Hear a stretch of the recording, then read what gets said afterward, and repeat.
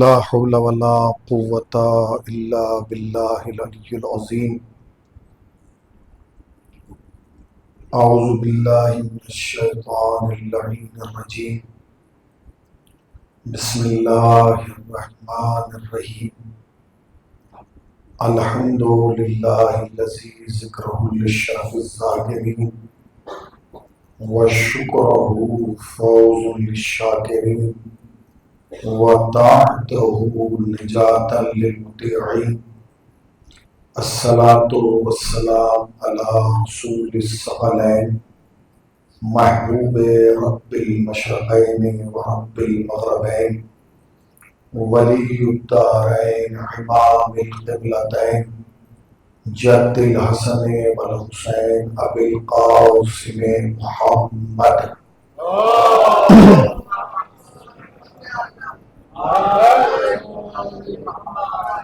اما بعد فقد قال اللہ حق سبحانہ تبارک وتعالی وقولہ الحق. بسم اللہ الرحمن الرحیم. یا ایہا الذین آمنوا اطیعوا اللہ واطیعوا الرسول واولی الامر منکم. صلوات پڑھتے پر محمد وآل.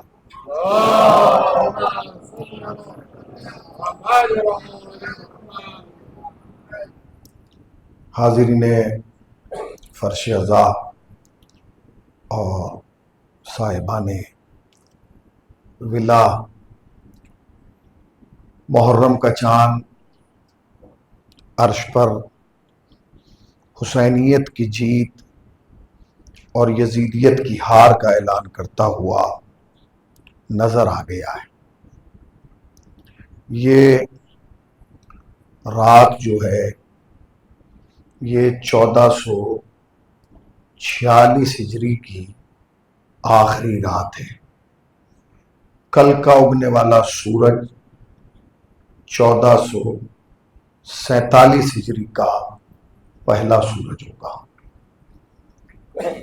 جو ہی محرم کا چاند آسمان پر نظر آتا ہے، صرف آپ کے کمپالا میں نہیں، پوری دنیا میں بلا تفریق مذہب و ملت، اس میں شیعہ سنی ہندو مسلم کی کوئی قید نہیں ہے، جہاں بھی انسانیت پائی جاتی ہے وہ اپنی انسانیت کا ثبوت دینے کے لیے محرم کا چاند نظر آنے کے بعد فرش عزا پہ آ جاتا ہے تاکہ اس کا شمار انسانوں میں کیا جا سکے.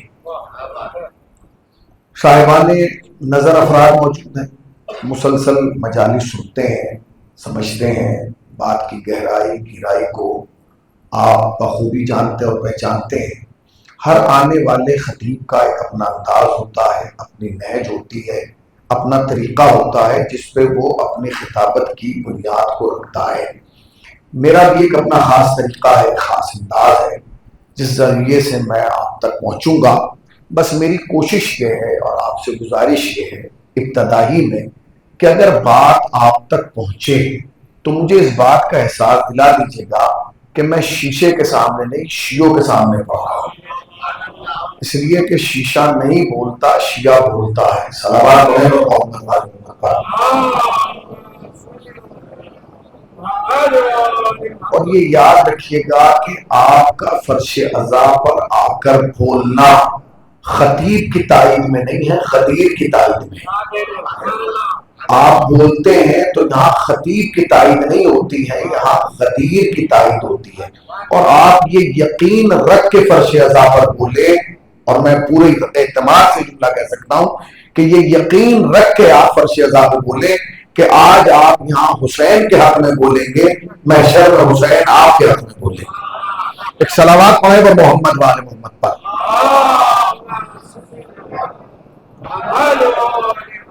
پوری دنیا میں مجالس کے لیے فرش عزا بچ گیا ہے. لوگ سیاہ لباس پہن کے فرش عزا پر آ گئے اور مجالس کا سلسلہ شروع ہو گیا ہے. اگر ہم اور آپ اپنی زندگی کا جائزہ لیں تو آپ کو بخوبی اس بات کا احساس ہوگا کہ ہماری اور آپ کی زندگی جس نقطے، جس محور، اور جس مرکز کے ارد گرد طواف کرتی ہے اس محور، اس مرکز، اس نقطے کا نام مجلس امام حسین ہے۔ ہماری زندگی میں جتنی بھی رونقیں پائی جاتی ہیں ان سب رونقوں کی بنیاد مجلس امام حسین ہے۔ ہماری زندگی میں جتنی بھی دینداری پائی جاتی ہے اس دینداری کی بنیاد مجلس امام حسین ہے۔ ہماری زندگی میں قرآن مجید کو لے کے جو انس اور محبت پایا جاتا ہے اس انس اور محبت کی بھی بنیاد مجلس امام حسین ہے۔ ہماری قوم کا جوان اگر چشم زدن میں حق اور باطل کے درمیان امتیاز کرنے کی طاقت رکھتا ہے تو جس جگہ سے وہ طاقت ملتی ہے اس جگہ کا نام مجلس امام حسین ہے۔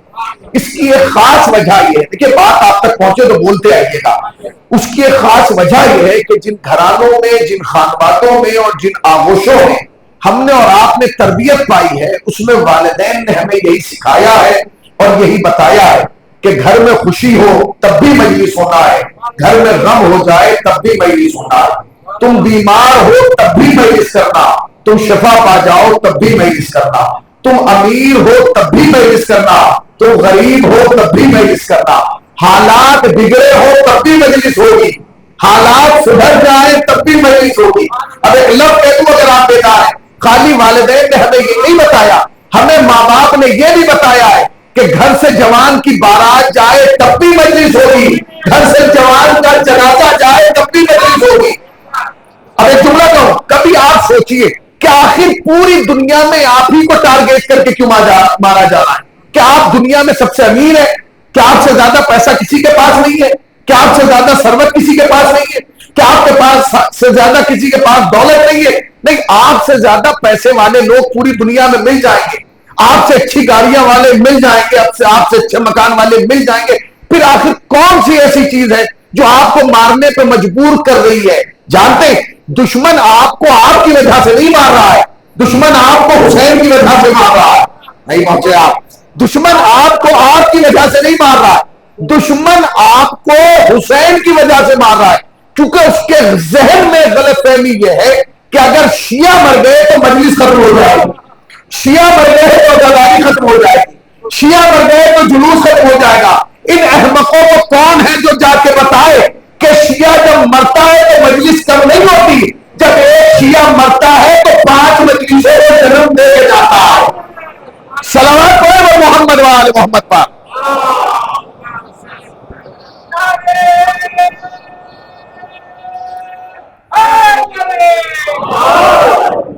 تو پوری دنیا میں فرش عذاب بچھا ہے، ماں باپ نے تمہیں بتایا گھر میں خوشی ہو تو بھی مجلس ہونا ہے، گھر میں غم ہو تو بھی مجلس ہونا ہے، گھر سے جوان کی بارات جائے تب بھی مجلس ہوگی، اور گھر سے جوان کا جنازہ جائے بولیے نا بھائی مجلس ہوگی۔ اب ایک لفظ تو ادھر آپ بیدار ہیں، خالی یہی نہیں رجب علی بھائی، ہمیں ماں باپ نے یہ بھی بتایا ہے کہ اگر تمہارے پاس گھر نہیں ہے تو گھر پانے کو مجلس کرو، اور اگر حسین گھر دے دے تو شکرانے کے طور پر مجلس کرو۔ تو پوری زندگی کا انحصار مجلس امام حسین پر، کسی جہت سے دیکھ لیں، کسی اینگل سے دیکھ لیں، کسی صورت سے دیکھ لیں، دشمن آپ کے جوان سے اس لیے نہیں گھبراتا کہ وہ بہت طاقتور ہے، دشمن گھبراتا ہی اس لیے۔ اچھا کمال یہ ہے، دیکھیے کمال یہ ہے کہ یہ مجلس کی طاقت اتنی مضبوط طاقت ہے اور مجلس کے اندر اتنی پاور ہے کہ ہمارا دشمن سمجھ گیا کہ اس کے اندر کتنی طاقت ہے، ہمارا دشمن سمجھ گیا۔ اب جتنی آہستہ سے آپ بولیں گے اتنی آہستہ سے میں پڑھوں گا، دشمن سمجھ گیا ہے کہ اس مجلس کی طاقت کیا ہے، ہماری قوم کا جوان نہیں سمجھا۔ اگر قوم کا جوان سمجھ جاتا تو پھر بازاروں میں نظر نہ آتا، پارکنگ میں نظر نہ آتا، سڑکوں میں نظر نہ آتا۔ اس کا بازاروں میں نظر آنا اس بات کی دلیل ہے کہ ابھی سمجھا ہی نہیں ہے کہ فرض ادا ہے کیا، نہیں پہنچے آپ، ابھی یہ سمجھا ہی نہیں ہے، اسے پتہ ہی نہیں ہے بیچارے کو کہ فرض گیا، وہ سمجھ گیا۔ اب اگر آپ بیدار ہیں تو میں دلیل جو دینے جا رہا ہوں پہاڑ زیادہ مضبوط ہے۔ دشمن آپ کا سمجھ گیا کہ اس کی طاقت کیا ہے۔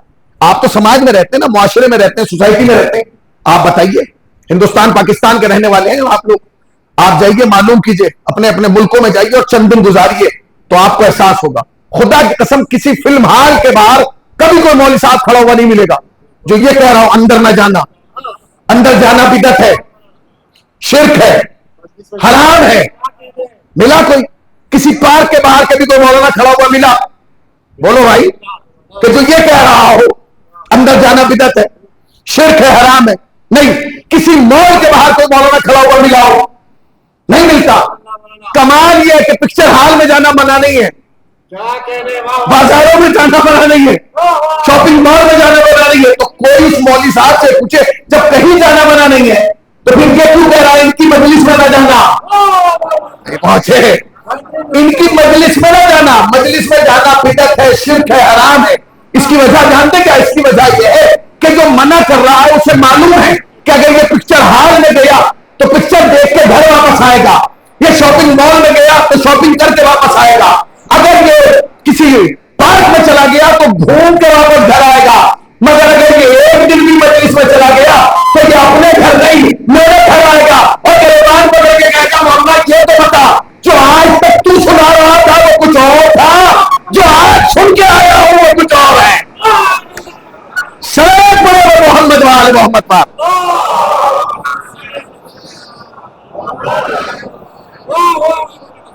جو آج تک سنا رہے تھے وہ کچھ اور تھا، جو آج سن کے آیا ہوں.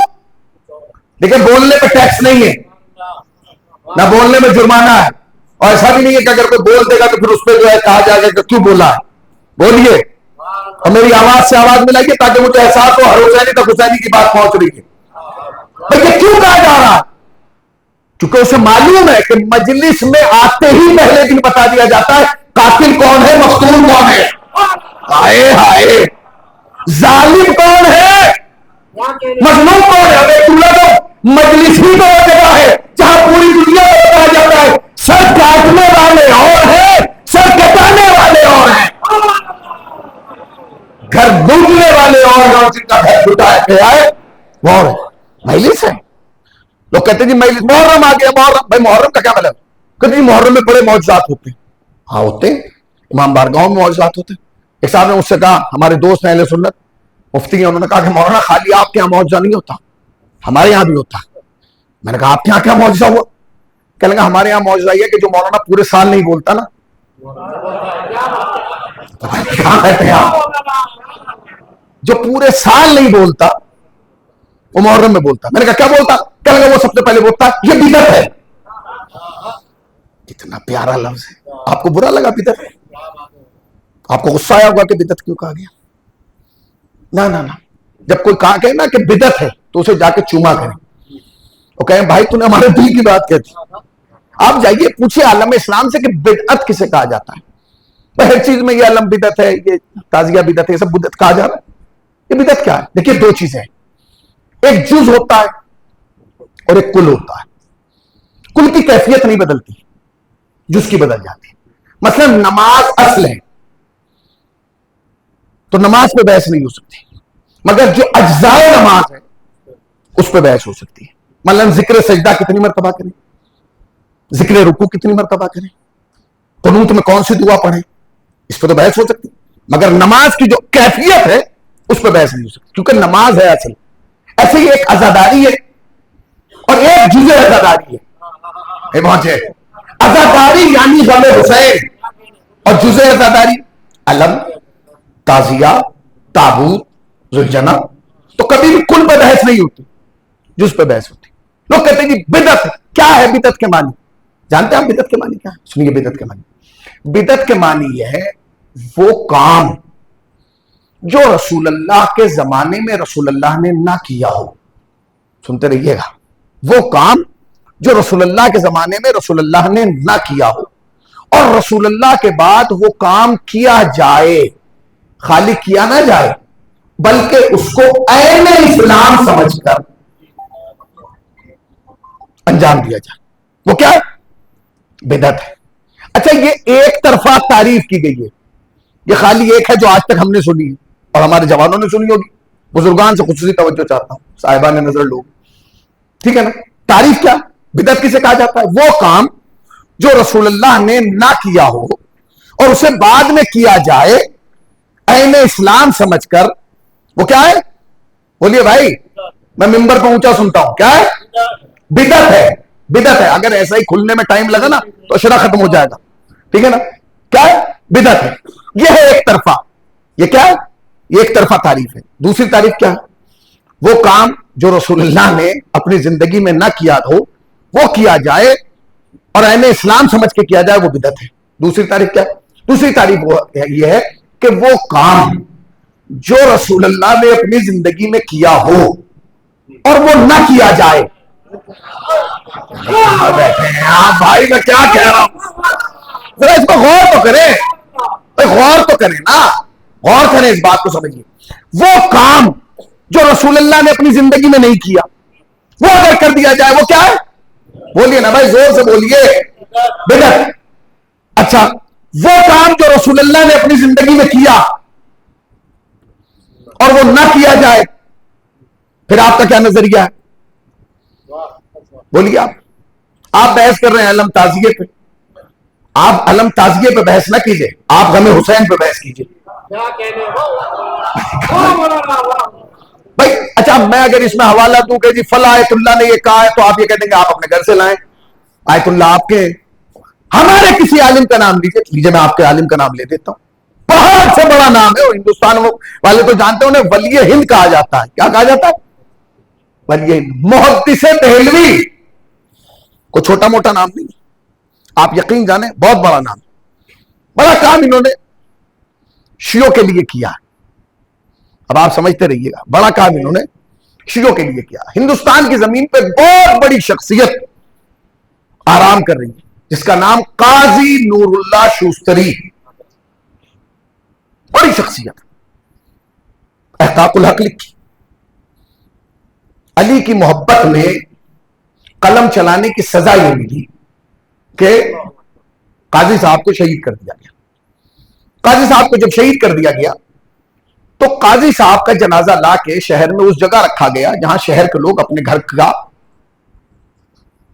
فالتو سامان، میں وہ جملے نہیں کہہ سکتا جو ہے تاریخ میں. اب وہ جنازہ رہا 3 دن، وہ جنازہ وہی رکھا رہا. 3 روز تک مسلسل بی بی ایک کے خواب میں آئی اور کہا کہ وہاں میرے لال کا جنازہ ہے اور تو. وہ گیا، خیر اس نے جا کے دیکھا تو قاضی صاحب کا جنازہ. اسے دفن کیا تو بی بی نے آ کے خواب میں بتایا کہ قاضی کی اگر کوئی زیارت کے لیے آئے گا، قاضی نور اللہ شوستری کی، تو اس کے نامہ اعمال میں یہ نہیں لکھا جائے گا کہ اس نے قاضی صاحب کی زیارت کی، بلکہ اگر اس نے علی کی محبت میں قاضی کی زیارت کی تو لکھا جائے گا اس نے کربلا محلہ کی زیارت کی. اور بی بی نے قاضی صاحب کو اپنا بیٹا کہا ہے. کون سی کتاب لکھی جس کی وجہ سے زبان کاٹ دی گئی، زبان گدی سے کھینچ لی گئی؟ کتاب کا نام ہے احقاق الحق. کیا نام ہے؟ وہ بدعت کے فارمولے کو یاد رکھیے گا، کیا؟ احقاق الحق. بہت ساری کتابیں لکھی گئی احقاق الحق کے مقابلے پہ، جیسے ابطال الباطل، احقاق الحق. محدث دہلوی نے احقاق الحق کے جواب میں کتاب لکھی تحفہ اثنا عشری. سنتے رہیے گا. انہوں نے اس میں شیعوں کے پہ بحث کی کہ میں شیعوں کو تحفہ دینا چاہتا ہوں. بڑی باتیں کی انہوں نے کہ شیعوں کے حوالے سے. اس میں انہوں نے جو بالکل آخری میں بات لکھی وہی لکھی. انہوں نے کہا بھائی جو شیعہ کریں وہ نہ کرنا، جو شیعہ لکھیں وہ نہ لکھنا، جو شیعہ پڑھیں وہ نہ پڑھنا، جو شیعہ کہیں، آپ متوجہ نہیں ہوئے، وہ نہ کہیں. یعنی جو بھی شیعہ کہیں وہ نہ کہنا. تو شیعہ تو اپنے آپ کو حلالی کہتے ہیں، تو تمہارے سننے کا سلام ہے، صلوات بھائی آپ ہی تو کہیں جو شیعہ کہیں وہ نہیں کرنا، جو شیعہ کہیں وہ نہ کہنا، جو شیعہ پڑھیں وہ نہ پڑھنا. جو شیعہ تو شیعہ تو اپنے آپ کو حلالی کہتے ہیں اور ڈنکے کی چوٹ پہ کہتے ہیں فرش اعضاء پہ آتا ہی وہ حلالی ہو. بھائی فرش اعضاء پہ آتا ہی ہو. تو اب انہوں نے ایک کتاب لکھی جس کتاب کا نام ہے سر الشہادتین، یعنی 2 شہادتوں کا راز. وہ جملہ یاد ہے آپ کو؟ جو رسول نے نہ کیا ہو وہ کیا جائے تو وہ بدعت ہے. اچھا، جو رسول نے کیا ہو اور وہ نہ کیا جائے پھر اس کے بارے میں آپ کا کیا نظریہ؟ تو سر الشہادتین میں لکھتے لکھتے ایک واقعہ لکھتے ہیں. یہ واقعہ آپ نے اس منبر سے سینکڑوں بار سنا ہوگا. آج میری زبان سے سن لیجیے، شاید کوئی بات ہو جائے. دیکھیے جتنی چیزیں ممبر سے پڑھی جاتی ہیں نا وہ سب آپ نے سنی ہوئی، صرف انداز بدل جاتا ہے، طرز بدل جاتی ہے، تو اس میں ایک چاشنی پیدا ہو جاتی ہے۔ محدث دہلوی لکھتے ہیں سر الشہادتین میں، اچھا یہ جو کتاب ہے اس میں انہوں نے امام حسن اور امام حسین کی شہادت پہ بات کی، اس میں جملہ لکھتے ہیں کہ ایک روز نماز ظہرین کے بعد مرسل اعظم پیغمبر اعظم جناب ام سلمہ کے گھر تشریف لائے اور لانے کے بعد کہا کہ اے ام سلمہ، میرے بدن میں کچھ کمزوری محسوس ہو رہی ہے، طبیعت ناساز ہے، میں حجرے میں جا رہا ہوں آرام کرنے کے لیے، کوئی بھی آئے اسے اندر آنے مت دینا۔ اور مرسل اعظم کمرے میں پہنچے، حجرے میں پہنچے، اتاق میں پہنچے اور بستر استراحت پر لیٹ گئے۔ اب ام سلمہ روایت کرتی ہیں، دیکھیے یہ یاد رکھیے گا، ام سلمہ خالی ام سلمہ نہیں ہے، ام المؤمنین بھی ہیں، اس کو یاد رکھیے گا، ام سلمہ خالی ام سلمہ نہیں ہے، ام المؤمنین ہے، اور یہ اتنی بڑی خاتون ہے، اتنی بڑی خاتون ہے کہ جب آئے تطہیر آئی نا اور سب چادر میں آ گئے تو ام سلمہ بھی آئی اور آنے کے بعد کہنے لگی یا رسول اللہ کیا اجازت ہے میں بھی چادر میں آ جاؤں؟ تو نبی نے مسکرا کے کہا ام سلمہ تم خیر پہ ہو مگر چادر میں نہیں آ سکتے، کیونکہ چادر میں اہل بیت ہیں، تم خیر پر تو ہو مگر چادر میں نہیں آؤ گی کیونکہ اس میں اہل بیت ہیں۔ اب آپ نہ جانے اس جملے کو کیسے سمجھیں، بھیا آپ کی اپنی مرضی ہے، ہمارے لیے تو یہی جملہ کافی ہے کہ جب خیر والی اہل بیت میں نہیں ہے، جب خیر والی اہل بیت تو جس کا خیر سے کوئی تعلق ہی نہیں ہے، اب وہ کہتے ہیں جی مرسل اعظم لیٹے ہوئے تھے بستر استراحت پہ، ام سلمہ کہتی ہے میں دروازے ہی پہ بیٹھ گئی۔ یہ کون لکھ رہا ہے؟ کون لکھ رہا ہے؟ بولیے بھائی، محدث ہے دہلوی، میں دروازے ہی پہ بیٹھ گئی، اتنی دیر میں ٹہلتا ہوا کائنات کا مقدر آ گیا اور آگے کہنے لگے کہ نانی یہ بتائیے کہ نانا کہاں؟ تو میں نے کہا کہ بیٹا تم کہاں سے آ رہے ہو؟ کہا میں مسجد سے آ رہا ہوں، ہر روز نانا نماز کے بعد تقریر کرتے تھے، آج تقریر نہیں کی، بغیر تقریر کیے آ گئے، لہٰذا میں تلاش کرتا ہوں آ گیا، میرے نانا کہاں ہیں؟ اب ایک جملہ کہنا چاہتا ہوں، صاحبان نظر جو بزرگان ہیں جنہوں نے علماء کو سنا ہے، میری باتیں تو جوانوں کے لیے ہوتی ہیں، اپنے ہمسن و کمسن دوستوں کے لیے ایک جملہ کہنا چاہتا ہوں۔ دیکھیے ام سلمہ میں اور نبی کی اور بیویوں میں فرق کیا ہے؟ ام سلمہ نے کہا کہ میں نے اس شہزادے کو روکا نہیں، حسین کو روکا نہیں، بلکہ امام حسین سے وہی بات نقل کی ہے جو رسول اللہ نے مجھ سے کہا ہے۔ پہنچے آپ کہا آپ کے نانا نے مجھ سے کہا تھا ام سلمہ میں حجرے میں جا رہا ہوں اور کوئی بھی آئے اسے روک دینا، آنے مت دینا۔ کہتی ہے میں نے اپنی زبان سے نہیں کہا، جو رسول اللہ نے بیان کیا تھا وہی میں نے، آپ نے غور کیا، یہ ہے اچھے خاندان کی عورت کی پہچان کہ جو رسول نے کہا وہ یاد رکھا، نہ جانے وہ کیسے خاندانی مرد تھے کہ انہیں یہی یاد نہیں رہا کہ نبی نے غدیر میں کہا کیا تھا۔ صلوات پڑھیں اور محمد والے محمد پر۔ دیکھیے میری مؤدبانہ گزارش یہ ہے حسین بھائی، کمیٹی سے بھی آپ سے بھی، کہ ہمیں یہاں بیٹھ کے پڑھنے کی عادت نہیں ہے، لہٰذا کل اگر ہو سکے تو ہمیں یہاں لے آئیے آپ لوگ تاکہ آپ سے کنیکٹیوٹی ہو سکے، آپ قریب ہوں گے اس لیے کہ قریب آؤ تو آپس میں کوئی بات بنے، یہ فاصلے تو غلط فہمیاں بڑھاتے ہیں، قریب آئیں گے آپ۔ اچھا کیا ہے جب آدمی اوپر ہوتا تو سامنے والا تو یہ سمجھتا ہے کہ مجھ پہ بالکل بوجھ بنا بیٹھا ہے، ٹھیک ہے نا، اب متوجہ رہیے گا، تو بات آپ تک پہنچ رہی نا۔ تو کہا کہ ام سلمہ نے، بی بی نے کیا کہا کہ آپ کے نانا نے مجھ سے کہا ہے، میں نہیں کہہ رہا ہوں، آپ کے نانا نے کہا ہے۔ کہتے ہیں اب دیکھیں 4 سال عمر لکھی ہے، محدث دہلوی نے کیا لکھی ہے؟ 4 سال کی عمر لکھی ہے۔ امام حسین کی عمر کتنی ہے؟ عمر مبارک کتنی ہے؟ 4 سال۔ کہتی ہے شہزادہ جب یہ سنتا ہے کہ نانا نے کہا ہے تو کہتا ہے اچھا نانی پھر ہم جا رہے ہیں، تھوڑی دیر میں آئیں گے، نہیں پہنچے آپ. 4 سال کا بچہ ہے, تم نے غور ہی نہیں کیا. آپ اگر پہنچ جاتے تو مجھے جملہ کہنے کی ضرورت ہی نہیں تھی. اس واقعے سے پتا چلتا ہے کہ زہرا کے بچے اور ہیں, امت کے بوڑھے اور ہیں. حسین نے ضد نہیں کی, حسین نے ضد نہیں کی کہ مجھے ملنا ہے. کیوں نہیں کی؟ چونکہ مزاج شناس رسالت تھے, نبوت کے مزاج کو پہچانتے تھے, رسالت کے مزاج کو پہچانتے تھے. اچھا کہتی ابھی حسین مڑے بھی نہ تھے. اب میں خطابت کا جملہ کہہ رہا ہوں, ابھی حسین مڑے بھی نہ تھے کہ اندر سے آواز آئی, ام سلمہ میں نے کہا تھا لوگوں سے ملنے نہ دینا, یہ تو خود مجھ سے ملنے آ رہا ہے. بھائی میں نے لوگوں ہی سے تو کہا تھا کہ نہ ملوں, مگر میں مجھ سے نہ ملوں. نہیں پہنچے آپ. بھائی میں مجھ سے نہ ملوں, کیا کروں میں آپ. بھائی میں مجھ سے نہ ملوں, اب بھی نہیں سمجھے. حسین و منی وانا حسین, حسین و منی وانا من الحسین. کہا اچھا, کہا حسین کو اندر بھیج دو. میں نے کہا شہزادے آپ کے نانا نے آپ کو بلایا. کہا اچھا نانی, اگر آپ کہہ رہی ہیں اور نانا کہہ رہے ہیں میں جا رہا ہوں. اب دیکھیے احترام, اب لوگ کہتے ہیں جی سب کو کیوں نہیں مانتے, سب ایک جیسے ہو تو مانے نا,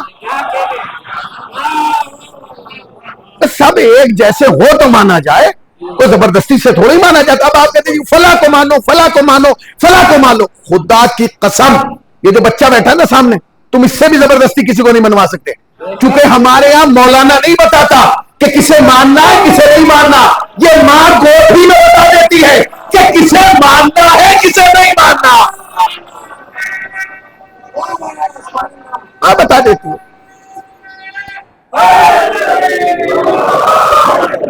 کون بتاتا ہے؟ یہ ماں بتاتی, بیٹا اسے ماننا ہے اسے نہیں ماننا. یہ کربلائی ماں کی پہچان ہے, شناخت ہے, کہ وہ بچے کو بچپن ہی میں بتا دیتی. کہتی ہے اب حسین تو اندر چلے گئے, میں اندر نہیں گئی, میں پھر دروازے میں بیٹھ گئی. اگر کوئی اور ہوتی تو شاید بچے کے ساتھ ساتھ نہیں پہنچی آپ, نہیں پہنچے. اگر کوئی اور ہوتی تو بچے کے ساتھ ساتھ اندر چلی آتی, مگر نہیں آئی, کیونکہ جانتی تھی ازواج اور ہے, اہل بیت اور ہے. ازواج اور اہل بیت اور ہے, یہ اہل بیت کا معاملہ. کہتے ہیں حسین اندر چلے گئے, میں دروازے ہی پہ بیٹھی رہی. حسین اندر ہے, میں دروازے پہ باہر بیٹھی ہوں. کہتی اچانک مرسل اعظم کی چیخ کی آواز آئی. جو نبی نے کیا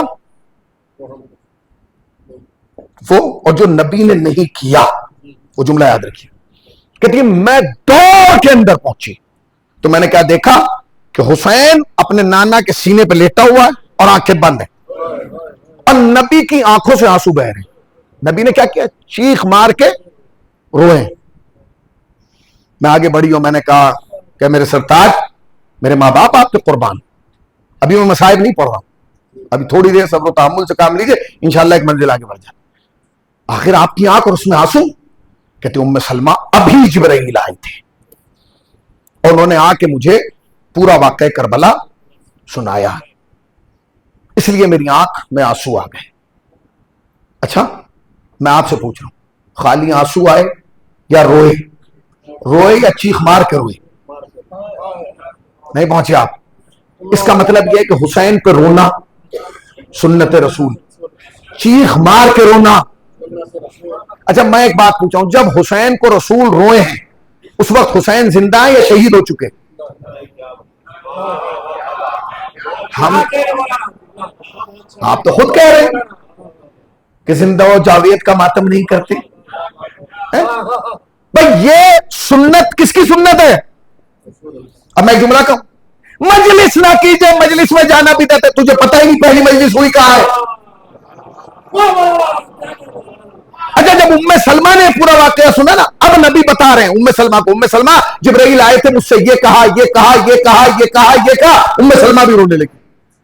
تو میں آپ سے کہوں, پہلی مجلس کمپالا میں نہیں ہوئی, پہلی مجلس تو اس حجرے میں ہوئی ہے جہاں نبی کربلا سنا رہے تھے اور ام سلمہ سن رہی تھی. پہلی مجلس کہاں ہوئی ہے؟ بولیے اس ام سلمہ کے حجرے میں جہاں نبی کربلا سنا رہے تھے اور ام سلمہ سن رہی تھی. اس کا مطلب یہ کہ کربلا سننا سنت ازواج اور کربلا سنانا سنت نبی. ابھی بھی آپ متوجہ نہیں بھائی؟ پہنچے کہ نہیں پہنچے نا؟ اب پہنچیں گے. جب تک آپ کو پہنچاؤں گا نہیں میں نیچے نہیں پہنچوں گا. یہ میرا آپ سے وعدہ ہے. پوری بات آپ کو سنا کے جاؤں گا, ٹھیک ہے نا؟ پھر سنیے آپ. پہلی مجلس کہاں ہوئی ہے؟ بولیے بھائی. ام سلمہ کے گھر. بولیے کہاں ہوئی ہے؟ غلط. میں نے غلط کہا تو آپ نے بھی غلط کہنا شروع کر دیا. اگر میں غلط کہہ رہا ہوں آپ اس کی اصلاح کیجئے. پہلی مجلس یہاں نہیں ہوگی. نہیں, پہلی مجلس رسول اللہ کی اور ام سلمہ کی نہیں ہے. پہلی مجلس میں ذاکر بھی بدلا ہے, سامع بھی بدلا ہے. پہلی مجلس وہ ہے جس میں جبرائیل سنا رہا ہے. نہیں پہنچے آپ؟ جبرائیل سنا رہا ہے اور نبی سن رہے ہیں. اس کا مطلب یہ ہے کہ کربلا سنانا سنت ملک اور کربلا سننا سنت نبی. آئے آئے. اب پہلی مجلس کون سی ہوئی؟ بولیے بھائی. جبرائیل سنا رہا ہے اور نہیں, یہ بھی پہلی مجلس نہیں. اس سے پہلی مجلس ہے جس کا تذکرہ آ کے جبرائیل نے رسول اللہ سے کیا ہے. یا رسول اللہ میں نے خدا سے عرش پہ سنا ہے. اس کا مطلب یہ کربلا سنانا خدا کی سنت ہے, کربلا سننا جبرائیل کی سنت ہے.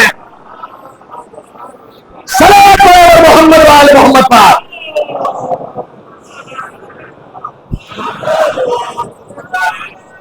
سلامت رہیے. اچھا میں سمجھا کہ شاید نعرہ بھی مجھے ہی لگانا پڑے گا. کل سے آپ آگے بیٹھیے گا تھوڑا, ٹھیک ہے نا؟ آپ متوجہ رہیے گا, ٹھیک ہے نا؟ پہلی سنت کیا ہے؟ اب کتنی مجلس ہوگی؟ پہلی مجلس کون سی ہے؟ اللہ نے سنائی, جبرائیل نے سنی. دوسری مجلس جبرائیل نے سنائی, نبی نے سنی. تیسری مجلس ہے مجلس سے پڑھتی ہے نہیں, ایک اور مجلس ہے اس سے پہلی, نبی سے بھی پہلی. جب ایک باپ نے خواب دیکھا میں بیٹے کو ذبح کر رہا ہوں, اس نے بیٹے کو لیا میدان مینا میں آ گیا, آنکھوں پہ پٹی باندھ لی اور چھری چلا دی. چھری جب چلی تو باپ کو یقین تھا کہ بیٹا ذبح ہو گیا, مگر جب پٹی کھولی تو بیٹا ذبح نہیں ہوا. کون ذبح ہوا؟ بولیے آپ, بولیے بھائی. دمبا. یہ جو دمبا ذبح ہوا ہے یہ عرب کے کسی ریوڑ سے آیا تھا؟ کہاں سے آیا تھا بھائی؟ کون لایا تھا؟ کوئی بیچارہ وہاں ریوڑ چلانے والا کوئی لے کے آ گیا تھا؟ کہ جی نہیں, یہ عرش اعظم سے آیا. کتنی دیر میں آ گیا؟ چشم زدن میں. کتنا بے غیرت ہو گیا مسلمان. اگر ماننے پہ آئے تو یہ مان لے کہ دمبا چشم زدن میں وہاں سے یہاں آ جاتا ہے, نہ ماننے پہ آئے یہ نہیں مانتا کہ نبی چشم زدن میں یہاں سے وہاں چلا جاتا ہے. فرق ہے بھائی.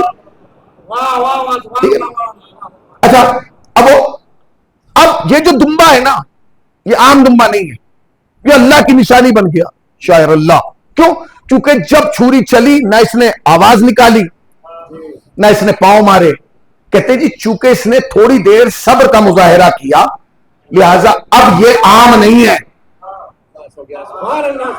یہ خاص ہے. کچھ لوگ کہتے ہیں بھئی شیعہ عجیب قوم ہے, تم نہ ماننے پہ آؤ تو انسانوں کو نہیں مانتے, ماننے پہ آ جاؤ تو جانوروں کو ماننے لگتے ہو. ہم کیا کریں؟ کربلا نے ہمیں مجبور کر دیا, کیونکہ کربلا وہ جنگ تھی جہاں 9 لاکھ جانور مر گئے تھے, ایک جانور انسان سے بہتر مر گیا تھا. 9 لاکھ جانور. اور کہا جی ٹھیک ہے. اب جب جناب ابراہیم نے چھری چلائی کہا جی دمبا ہو گیا, بچہ ذبح ہو گیا. پٹی کھولی تو بچہ ٹھیک بیٹھا ہوا. ہوا یہ واقعہ قرآن میں ہے یہ مجھے. اب گھبرا گئے, کیا میری قربانی بارگاہ خداوندی میں قبول نہیں ہوئی؟ کیا خدا نے میری قربانی کو قبول نہیں کیا؟ ادھر سے فرشتہ آیا, انہوں نے کہا نہیں تمہاری قربانی تو قبول ہو گئی. پھر کہ اللہ نے اس کو بدل دیا ذبح عظیم میں. کہنے کہ بھئی یہ ذبح عظیم کیا ہے؟ اس نے کہا بیٹھو میں سنا دیتا ہوں. وہاں سے آپ اب میں کیا کہوں, ذبح عظیم کیا ہے؟ اس فرشتے نے پورا واقعہ کربلا سنایا ابراہیم کو. اب کیا ہے؟ سنانے والا فرشتہ ہے اور سننے والے دو نبی ہیں. اب سمجھے آپ مجلس کا سلسلہ دیکھ رہے ہیں کہاں سے جا رہا ہے, کہاں سے جا رہا ہے. اب ایک جملہ کہنا چاہتا ہوں, یہ جو جناب زینب سلام اللہ علیہ نے مجلس کی ہے یہ تو بہت بات کی مجلس ہے. مجلس کا سلسلہ تو شروع سے شروع ہے اور ہر مجلس میں کربلا بیان کی گئی ہے, مگر ان مجلسوں میں حضور پوری توجہ, بہت قیمتی جملہ کہہ رہا ہوں, ان مجلسوں میں اور زینب کی مجلس میں ایک بنیادی فرق ہے. وہ فرق کیا ہے؟ ان مجلسوں کا تذکرہ نہیں ہوتا جو میں نے آپ کو بتائی, مگر زینب کی مجلس کا تذکرہ ہر جگہ ہوتا ہے, بار بار ہوتا ہے, ہر بار ہوتا ہے. اس کی وجہ جانتے ہیں کیا؟ اس کی وجہ یہ ہے کہ ایک عالم دین سے ایک اداکار نے سوال کیا, اگر یہ بتائیے کہ ہر آدمی جب مجلس کرتا ہے تو مجلس میں تبرک کرتا ہے, کہاں کہ یہ بتائیے کہ جب زینب نے پہلی مجلس کی تو تبرک میں کیا بیٹھا؟ اس عالم نے مسکرا کے کہا سنو, زینب نے حسین کی پہلی مجلس میں تبرک میں مجلس بیٹھ دی. ہائے ہائے,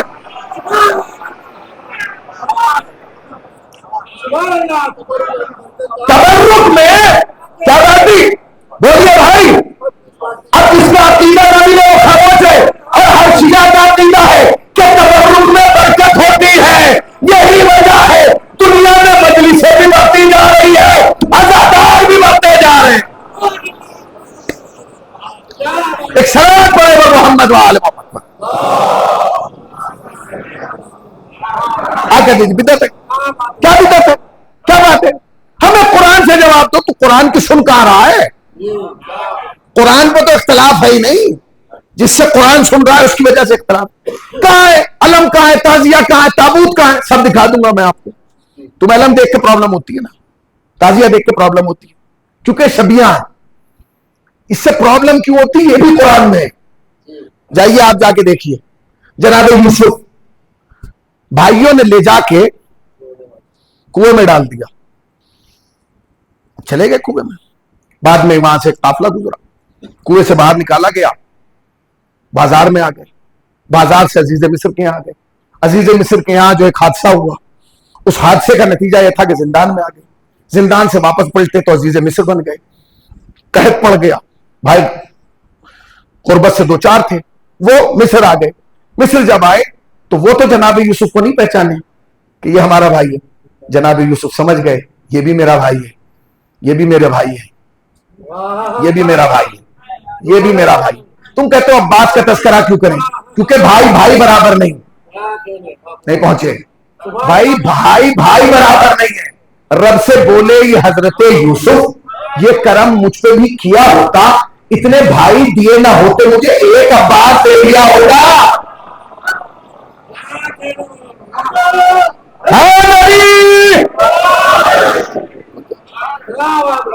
بھائی بھائی بھی تو برابر نہیں ہے. کربلا نے ہمیں کچھ سکھایا ہے, وہ کیا بتاؤں گا آپ کو, بتاتا ہوں ابھی تھوڑی دیر میں. بات ختم ہو رہی ہے, دامن وقت میں گنجائش نہیں, دو جملے اور سن لیجیے. تو جناب یوسف نے کہا کہ بھائی اچھا, انہوں نے کہا, انہوں نے اپنا گلہ واللہ جمع کیا, کہا جا رہے ہیں. اب جب آنا تو اپنے والد کو لے کے آنا. چلے گئے. اب مختصر واقعہ قرآن میں موجود ہے, جا کے.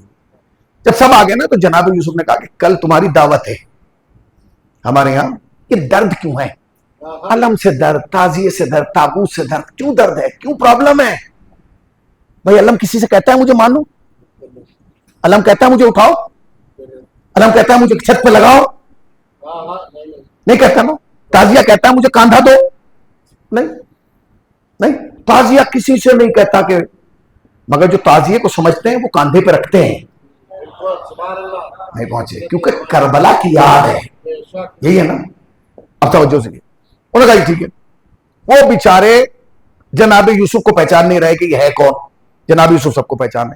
جناب یوسف نے کہا کہ تم سب کا کھانا ہے. وہ سارے بھائی جناب یوسف کی دعوت پہ آ گئے. جناب یوسف نے خاص طریقے کا ایک ہال, ایک کمرہ تیار کرایا.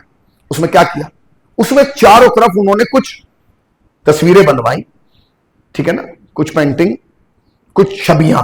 اس میں کیا تھی؟ بھیڑیے کی تصویر تھی, کنویں کی تصویر تھی, ایک بچے کی تصویر تھی, اور کچھ لوگ ایک بچے کو کنویں میں ڈال رہے ہیں. وہ آ گئے, وہاں دسترخوان لگا ہوا تھا. ان کی نگاہ کھانے پہ بعد میں گئی, دیواروں پہ پہلے گئی.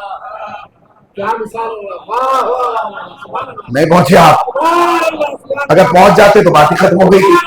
بھائی چاند رات کی میگی سے سمجھیے نا, میں بات ختم کر رہا ہوں, پھر ان موضوعات میں بات نہیں ہوگی, پھر کل سے بات آگے بڑھے گی. تو جناب یوسف نے کہا بھائی کھانا کھائیے. وہ کھانا نہیں کھا رہے ہیں, وہ ایک دوسرے کو دیکھ رہے ہیں, اشارے کر رہے ہیں, کونیاں مار رہے ہیں. جناب یوسف نے کہا کہ ہم اس کمرے میں نہیں کھائیں گے. کہ کیوں نہیں کھائیں گے؟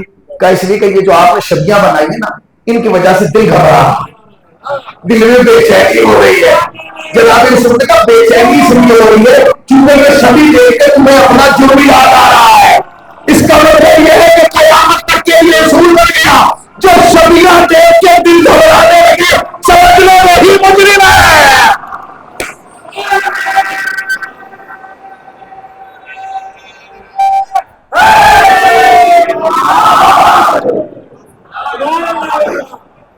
جس کا شبی دیکھ کے دل گھبرا رہا ہے سمجھ لو اس کے دل میں کیا ہے, اس کے دل میں کوئی جرم ہے, چھپا ہوا ہے. کیوں پرابلم ہے بھائی تمہیں؟ پرابلم اس لیے کیونکہ ان کے جرم یاد آتے ہیں. یہ شبیاں, یہ علم, یہ تعزیے, یہ سب حسینیت کی پہچان ہے, حسینیت کی شناخت ہے. ارے چھوڑیے علم, تعزیہ, تابوت کی تو عظمت بہت زیادہ ہے. اب تو لوگ اتنے پریشان ہیں کہ آپ کی آنکھ سے جب آنسو نکلتا ہے نا,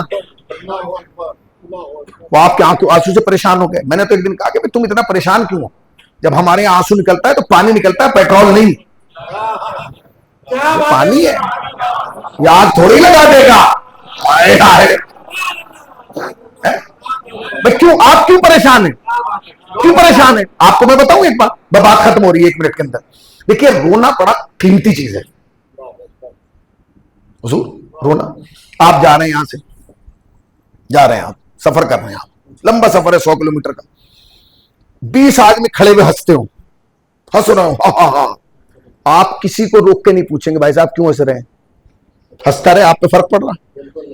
مگر اگر کوئی شخص کھڑا ہوا رو رہا ہے اور آپ غیرت دار ہیں تو آپ رک کے ضرور پوچھیں گے بھائی رو کیوں رہا ہے.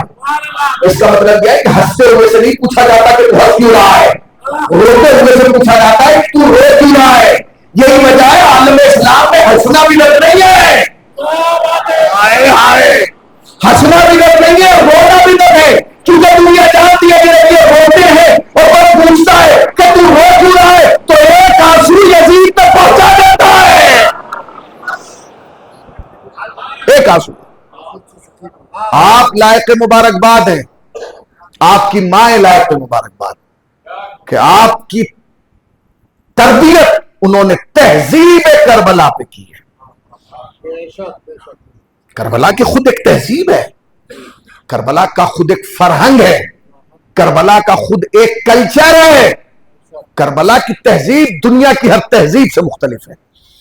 کربلا کا فرہنگ پوری دنیا سے مختلف ہے. کربلا نے ہمیں جینا سکھایا, کربلا نے ہمیں مرنا سکھایا ہے, کربلا نے ہمیں رشتے نبھانا سکھایا ہے, کربلا نے ہمیں بتایا ہے کہ خوشی کیسے منانا ہے, غم کیسے منانا ہے. مگر افسوس یہ کہ نہ دنیا سے تمہاری خوشی برداشت ہوتی ہے, نہ دنیا سے تمہارا غم برداشت ہوتا ہے. یہی وجہ ہے کہ تمہارے دشمن کو جتنا درد 9 محرم کو ہوتا ہے اتنا ہی 9 ربیع الاول کو ہوتا ہے. اس کا مطلب یہ نہ ان کو ہمارے آنسو برداشت ہے نہ مسکراہٹ برداشت ہے. مگر جب تم حسین پہ روتے ہو تو دنیا پریشان ہو مگر ایک ماں بہت مطمئن ہوتی. کسی نے امام سے سوال کیا تھا, فضائل آپ نے چاہے جیسے سنے, آپ کی اپنی مرضی, مگر رونے میں کوتاہی نہ کیجیے گا. آپ کی آواز بلند ہونا چاہیے. جتنا باواز بلند روئیں گے نا فاطمہ کو اتنا سکون ملے گا. خصوصاً جب کوئی پردیس میں بیٹھ کے حسین کو روتا ہے نا تو اس کی کیفیت ہی الگ ہوتی ہے. عید ہو گھر یاد نہیں آتا, بقرعید ہو گھر یاد نہیں آتا, रजब हो घर याद नहीं आता, शाबान हो तब भी घर याद नहीं आता, मगर जब मुहर्रम आता है तो हर परदेसी को घर याद आता है।